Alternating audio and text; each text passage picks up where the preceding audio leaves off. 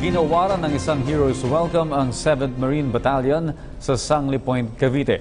Ang naturang grupo ay idineploy ng halos isang dekada sa Mindanao para labanan ang terorismo at iligal na droga. May report si Lala Babilonia.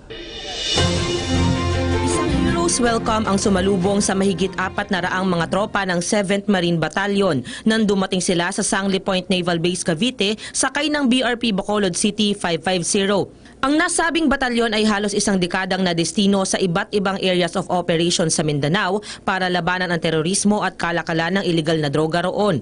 Mula 2007, 26 na major ground operations ang nagawa ng 7th Marine Battalion. Dumanas din sila ng mahigit 10 inkwentro laban sa mga lokal na terorista sa Mindanao. Nitong nakaraan, naipadala na rin sa Mindanao ang 2nd Marine Battalion bilang kapalit ng Team 7. Actually, we anchor our program with the strong domestic policy guidance ng ating presidente. For example, currently, we engage in heavy, what we are now calling it constabulary operations, which is basically law enforcement operations.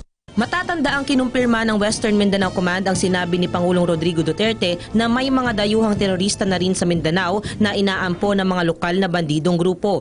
Ayon kay Major Philemon Tan, napag-alaman ito base sa impormasyong nakalap ng kanilang intelligence. Kaya ngayon mas pinaihigting pa ang military operation sa lugar. Para sa PTV News, Lala Babilonia.